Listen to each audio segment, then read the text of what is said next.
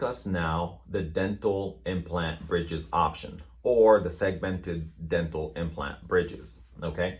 In this option, as you can see behind me, we're only replacing the teeth, not the gums or any bone that was lost. So we place the implant inside the jaw, and then we connect these bridges onto these implants. So this is the option that I showed you earlier that looked like this, okay? Where you have the implants inside the jaw, and then you have these bridges connected to the implants on top like this. All right, now let's start by discussing who is a good candidate for this option. A good candidate for this option is a patient that have lost teeth, but did not lose the support of the jaw to the facial muscles and the lips. So basically, if that patient had dentures and they take out their dentures and they have that droopy look, that's a not good candidate for this option. Another good candidate is a patient that when they smile, have what we call a gummy smile, show a lot of gum when they smile.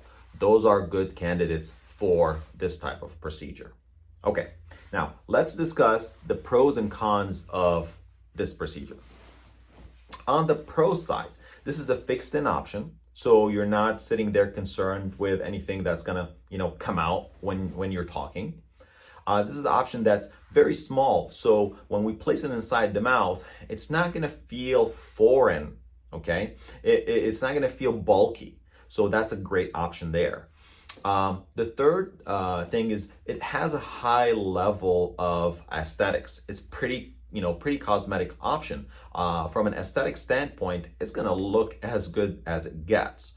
And if we're talking from a function perspective, this is gonna function as close as possible to your own teeth. So basically, if we wanna sum all that up, this is the option that's gonna bring you back to as close as possible to what God gave you, okay? All right, now let's talk about, the cons of this procedure. This is a procedure that will require the highest amount of implants to be placed. It's also a very technique-sensitive procedure, so it requires us to place these implants in specific areas. So what we do, we use computer-assisted surgery to place these implants in the correct spots. It also requires that these spots be free and clear of any infections. So if there is any infection or defects, we have to repair that before we, continue with the surgery.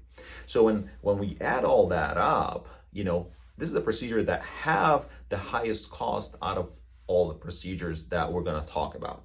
So keep that in mind when you're making your decision. And at the end of the day, there isn't, a patient that can fit into all these options that we're going to talk about.